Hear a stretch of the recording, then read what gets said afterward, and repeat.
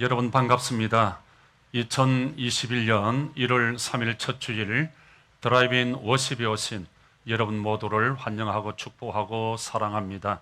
그리고 각 가정에서 삶의 현장에서 함께 실시간 유튜브로 예배를 드리시는 여러분 모두를 사랑하고 축복합니다. 방송 상태가 좀 고르지 아니해서 여러분들에게 조금 피곤케 해드려서 대단히 죄송하게 생각합니다. 이제 방송 상태가 정상으로 돌아왔다 그러니까 이런 창문을 닫으시고 라디오를 들으셔도 좋을 것 같습니다. 여러분 우리 가족들과 함께 이렇게 인사합시다. 살롬 하고 같이 인사합시다. 살롬, 살롬, 살롬. 여러분 반갑습니다. 새해 복 많이 받으십시오. 2021년 새해가 되었습니다. 새해는 여러분 더 건강하시고 또 이 어려운 가운데 안전하시고 또 행복하시기를 바랍니다. 특별히 여호와 이레의 축복이, 또 임마누엘의 축복이, 여호와 니시의 축복이, 또 치료하고 회복해 하시는 여호와 라파의 축복이, 그리고 여호와 살롬의 축복이 여러분 모두에게 함께 하시기를, 또 가정과 삶의 현장 위에, 또 기도하는 제목들 위에 넘치시기를 주님의 이름으로 축원합니다.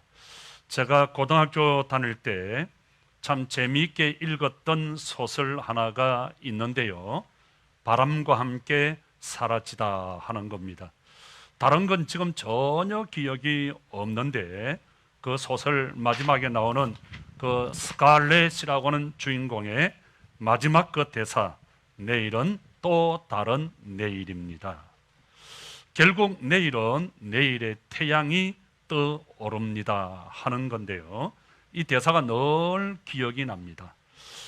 여러분 늘 어렵고 힘들어도 회복할 수 있는, 되찾을 수 있는 내일의 시간이 있기 때문에 절망해서는 결코 안 된다는 것입니다. 여러분 포기할 수 없습니다. 포기해서는 아니 됩니다.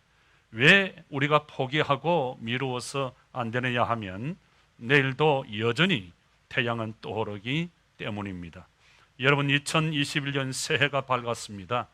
지난 과거의 모든 실패와 아픔을 회복할 수 있는 새로운 기회의 한 해가, 축복의 한 해가 밝았습니다. 기회는 날아가는 새와 같습니다. 날아가기 전에 붙잡는 자가 성공할 수 있습니다. 놓치지 말고 늘 축복의 기회를 붙잡는, 그래서 승리하는 여러분 모두가 될 수 있기를 바랍니다.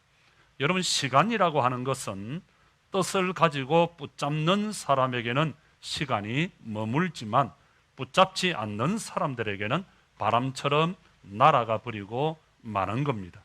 사랑하는 우리 연결고리 가족 여러분, 우리 모두는 다니엘처럼 뜻을 정하고 2021년 새해를 맞이해야 합니다. 목표를 세우고, 그래서 우리를 향하신 하나님의 거룩한 꿈과 목적을 이루어 가도록, 하나님의 기쁨이 되도록, 하나님의 영광이 되도록 해야 하는 것입니다. 중국 공산혁명을 완성시켰던 모태똥이는 공산주의자는 꿈을 꾸어도 공산주의를 꿈꾸어야 한다는 그런 이야기를 했습니다. 왜 중국 공산당이 미국의 지원을 받은 국민당의 장개석을 무찌르고 물리치고 이길 수 있었을까?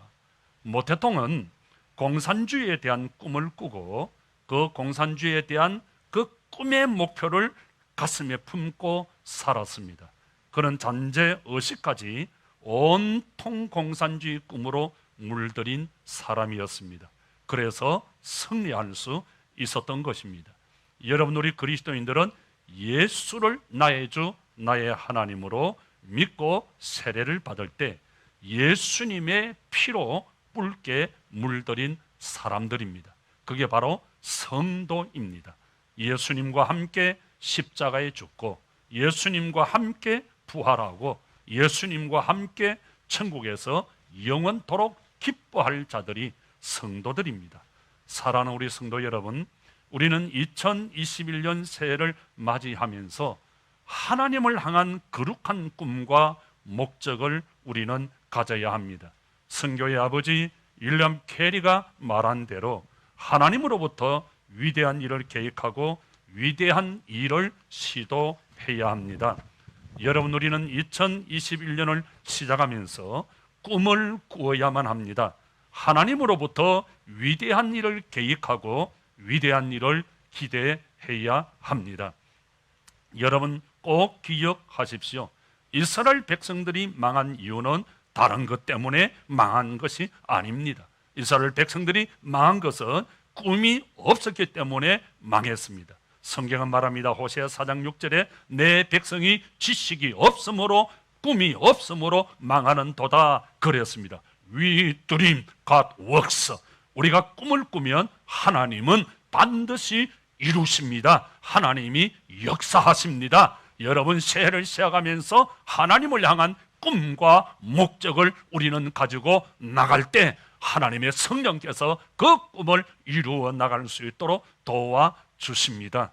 여러분들이는 하늘과 땅의 모든 권세를 가지신 하나님의 자녀들입니다. 하나님께서 우리와 임마누엘 함께 하십니다. 우리 하나님께서 역사하십니다. Don't worry, 걱정하지 마십시오. 무슨 일이든지 하나님의 영광을 위하여, 하나님의 기쁨을 위하여 꿈을 꾸고 시작하고 도전하시길 바랍니다. 하나님이 도와주시고 하나님이 역사하실 것입니다.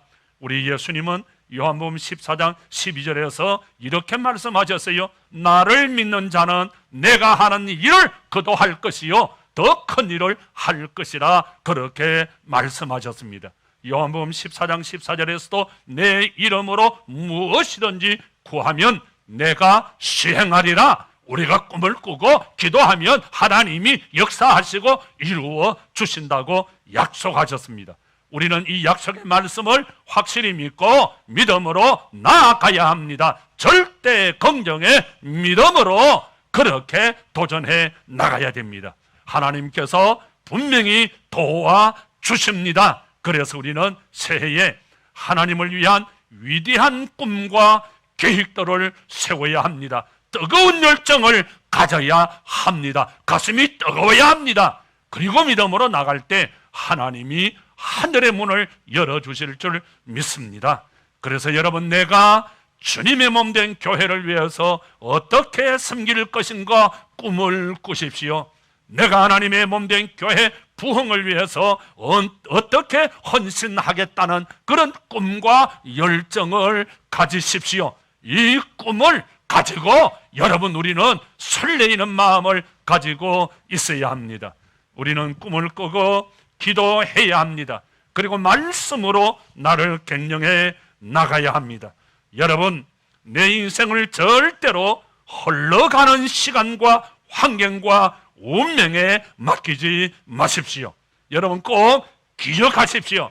우리 인생의 실패하는 것은 실패할 때 끝나는 것이 아니라 여러분, 포기할 때 끝나는 겁니다. 우리 인생은 실패 때문에 끝나는 것이 아니에요.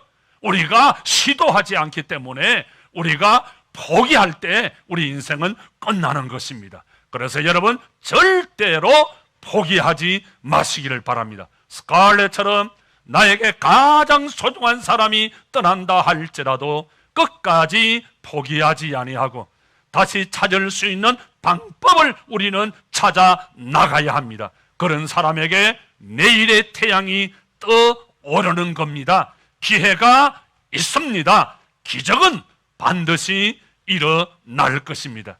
여러분, 제가 새벽마다 늘 기도하는 제목이 하나 있습니다.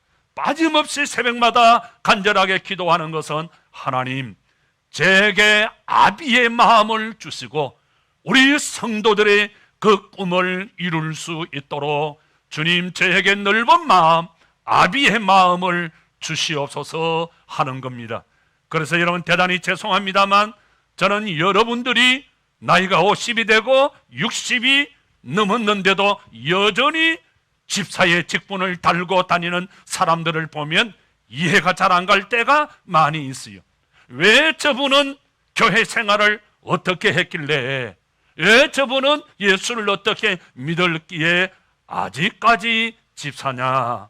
아니, 저분을 지도한 목사는 도대체 어떤 사람이길래 아직도 저분이 집사님으로, 아니 장로님이 되고 권사님이 되어서 교회를 잘 섬겨야 하는데 여전히 지금도 집사로 살아갈 수 있도록 그렇게 했느냐? 여러분, 아비의 마음으로 볼 때 그렇다는 겁니다. 물론 교회 직분은 세상의 계급하고는 다르지요. 그러나 우리가 주님의 몸된 교회를 섬기면서 잠깐 뿌린 이 세상 소풍 가듯이 가는 나그네 인생인데, 우리는 주님께서 주시는 이 직분의 축복을, 주님이 주시는 은혜의 축복을 우리는 받아야 한다는 것입니다. 전 정말이지 많이 세우고 싶습니다. 정말 축복하고 싶습니다. 기회를 드리고 싶습니다. 제가 아비의 마음을 가지고 보니 그렇더라고 하는 것입니다. 제가 아비의 마음을 가지고 여러분들을 보면 얼마나 아프고 사랑하고 싶은지 모릅니다. 저는 이것이 우리를 사랑하시는 하나님 아버지의 마음이라고 생각합니다. 그래서 여러분, 새해는 꿈을 꾸세요. 목표를 세우십시오. 그리고 준비하시고 기대하시고 고대하시고 사모하시고 도전하십시오. 여러분 기억하십시오. 우리가 뜻을 정하고 꿈을 꾸지 아니하고 목표를 세우지 아니하면 우리는 100% 환경의 지배를 받을 수밖에 없습니다. 우선순위를 분명하게 하십시오. 여러분, 자동차 전진 기어를 넣고 페달을 밟아야 전진할 수 앞으로 붕 하고 나가잖아요. 여러분, 우리가 목표를 세우지 아니하고 꿈을 꾸지 아니하면 세상에 끌려가는 것입니다. 내가 주님의 교회로부터 귀중한 직분을 받고 은혜를 받았다 할지라도 뜻을 정하지 아니하면, 꿈을 꾸고 목표를 세우지 아니하면 아무 소용이 없습니다. 여러분, 구름에 달가듯이 가는 짧은 나그네 인생, 여러분 소풍처럼 살다 가는 이 잠깐의 세상인데, 꿈이 없이 목표도 없이 그저 그렇게 의미 없이 살아갈 것입니까? 여러분, 짧아요. 목표를 세우고 꿈을 꾸고 여러분 멋지게 인생을 소풍처럼 행복하게 그렇게 살아가야 되잖아요. 여러분, 우리 환경에 끌려다니지 말고 목표를 세우고 꿈을 가지고 도전해야만 합니다. 여러분, 우리는 환경과 상황에 끌려다니는 인생이 아니라 믿음을 통해, 기도를 통해 행편과 환경을 결정하고 끌고 가는, 조절하는 통치자의 인생을 살아야 합니다. 이것이 바로 하나님께서 우리에게 말씀하신 정복하고 다스리고 지배하는 왕 같은 제사장의 인생입니다. 오늘 이 아침 우리에게 두 가지 인생의 길이 있다고 성경은 말씀하고 있습니다. 한 길은 복의 길을 가는 의인의 삶이고, 다른 하나는 죄인의 길을 가는 악인의 삶이 있다고 말씀합니다. 그런데 오늘 성경은 이 둘 중에서 너희는 하나를 택하라, 그렇게 말씀하고 있습니다. 여러분, 인생은 선택입니다. 내가 무엇을 선택하느냐, 내가 어떤 것을 선택하느냐, 내가 어떻게 선택하느냐, 거기에 따라서 내 인생이 달라질 수 있습니다. 내가 성공할 수도 있고 내가 실패할 수도 있습니다. 선택을 어떻게 하느냐, 거기에 따라서 내가 행복할 수도 있고 내가 불행할 수도 있습니다. 여러분, 긍정을 선택하십시오. 믿음을 선택하십시오. 감사를 선택하십시오. 자유를 선택하고 행복을 선택하시기를 축복합니다. 우리 예수님도 누가복음 13장에서 둘 중에 하나를 선택하라, 인생은 선택이라고 말씀했습니다. 열왕기상 18장 21절에 보면 엘리야가 그 갈멜산에서 바알 숭배자들과 한판의 승부를 벌이면서 이스라엘 백성들에게 너희들 둘 중에서 어디로 갈까 망설이지 말고 머뭇거리지 말고 여호와 하나님을 택하든지 바알을 택하든지 둘 중에 하나를 선택하라고 말씀을 합니다.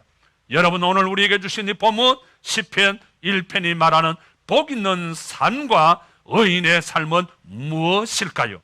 첫째는 악을 떠나는 삶이 바로 복 있는 삶이라고 하는 것입니다. 1절 말씀을 보실까요? 복 있는 사람은 악인의 꾀를 따르지 아니하고 의인의 길에 서지 아니하고 오만한 자의 자리에 앉지 아니한다 그랬습니다. 우리 구약 성경의 언어인 히브리에는 두 가지 복이 있습니다. 하나는 바라크 하는 복이 있고 다른 하나는 아세르 하는 복이 있습니다. 바라크라고 하는 복은 하나님께서 은혜와 긍휼로 거둬주시는 복입니다. 그리고 아세르 하는 복은 하나님과의 관계를 통해서 우리에게 은혜를 베풀어 주시는 축복입니다. 다시 말하면 하나님의 말씀을 순종할 때 우리에게 상급으로 주시는 보상의 축복을 아세르 하는 말입니다. 오늘 시편 1편에서 말하는 이 복이 바로 아세르 하는 복입니다. 하나님과의 관계에서 하나님께서 주신 말씀을 순종하며 살 때 우리에게 보상으로 주시는 하나님의 축복의 말씀입니다. 여러분, 구원은 은혜로 얻습니다. 그러나 상급은 하나님과의 관계에서 말씀에 순종함으로 얻는 축복입니다. 여러분, 구원은 하나님께서 우리에게 거저주시는 은혜의 선물입니다. 우리가 구원받은 것은 전적인 하나님의 은혜와 긍휼입니다. 그저 받은 것입니다. 어떤 조건, 어떤 자격, 어떤 이유가 없습니다. 하나님께서 일방적으로 우리에게 주시는 은혜입니다. 그러나 상급은 우리의 결단과 노력과 순종으로 받는 것입니다. 여기 아세르 하는 복은 하나님께서 우리에게 하나님을 잘 믿을 때 주시는 축복이에요. 그래서 여기 아셀의 축복을 받은 사람의 특징이 뭡니까? 1절 말씀 그대로 악인의 꾀를 따르지 아니하고 죄인의 길에 서지 아니하고 오만한 자의 자리에 앉지 아니한다 그랬습니다. 여러분, 여기 악인의 꾀라고 하는 말은 살인이나 강도나 악하고 못된 짓을 하는 나쁜 사람을 가리키는 그게 아니에요. 여기 악인의 꾀라고 하는 말은 하나님이 없다 그렇게 말하면서 하나님을 대적하고 하나님의 뜻과 아무 상관없이 자기 마음대로, 자기 멋대로, 자기 기분대로, 자기 헬기대로 살아가는 사람을 말하는 것입니다. 그리고 죄인들의 길이라고 하는 것은 하나님의 말씀을 거역하고 하나님의 뜻을 벗어난 사람들을 말합니다. 말씀이 아니고 자기가 기준이 되고 자기가 중심이 된 사람 말입니다. 그리고 오만한 사람이라고 하는 말은 하나님의 말씀을 비웃는 사람, 하나님을 거역하는 사람, 교만한 사람, 하나님을 우습게 생각하는 사람을 말하는 것입니다. 사실 여기 악인, 오만, 죄인이라고 하는 말은 하나님을 거역하는 세 가지 유형으로 다 똑같은 말입니다. 우리 그리스도인들은 이런 악인, 죄인, 오만한 사람들과 가까이 하지 말아야 한다 이 말입니다. 여러분, 데살로니가전서 5장 22절에 보면 악은 모든 모양이라도 버리라 그 말입니다. 무슨 말이에요?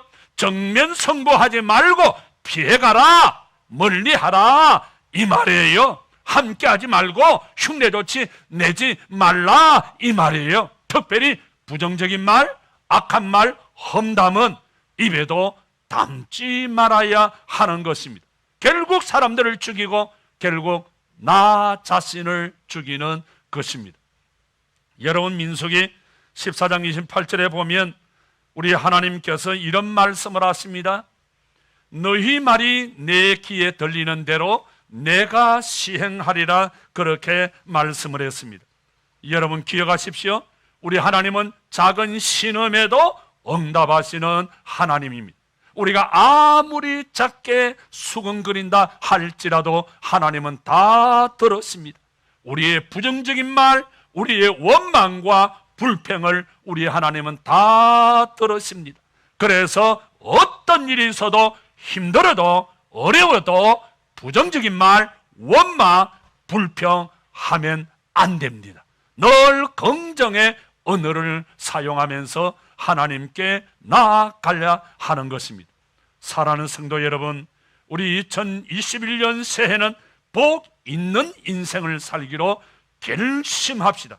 무엇보다 악인의 꾀를 따르지 않겠다고 결단하고, 죄인들의 길에 서지 않겠다고 결단하고, 오만한 자의 자리에 앉지 않겠다고 결단합시다. 그리고 우리 인생을 말씀으로 매니지먼트, 우리 경영해 나가야 됩니다. 늘 하나님의 말씀으로 우리를 경영해 나가야 하는 것입니다. 우리 인생이라고 하는 것은 꼭 식물과 밭과 같아요. 그래서 그냥 놔두면 엉망진창이 되고 맙니다. 저는 자그마한 텃밭을 하나 가지고 있습니다. 이 텃밭에서 상치도, 무도, 배추도 여러 야채를 심고 가꾸는데요, 얼마나 재미가 있는지 몰라요. 저희 어머니가 옛날에 그랬어요. 민구나, 여기 농사를 지으면 말이야, 모든 잡념이, 걱정 근심이 없어져. 그래서 농사를 짓는 것은 참 큰 축복이란다. 그런 말씀을 많이 하셨어요. 여러분, 텃밭을 가꾸면요, 잠시만 그냥 놔두면 잡초가 나서 엉망진창이 돼버려요. 어떻게 할 수가 없어요. 여러분, 우리 마음도 인생도 똑같습니다. 경작하고 가꾸어야 합니다. 뜻을 세우고 꿈을 꾸고 목표를 세우고 악을 멀리하고 그렇게 나가지 아니하면 여러분 못 써요. 인생이 엉망진창이 되어버린다고요. 텃밭 가꾸지 아니하면 엉망진창이 되어버린다고요. 경작하고 가꿀 때 아름답고 풍성한 열매를 맺을 수 있는 것입니다.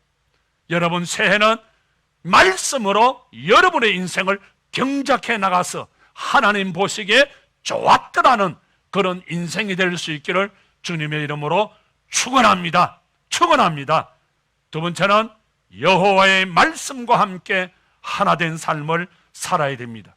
2절입니다. 오직 여호와의 율법을 말씀을 즐거워하여 그 율법을 주야로 묵상하는 도다.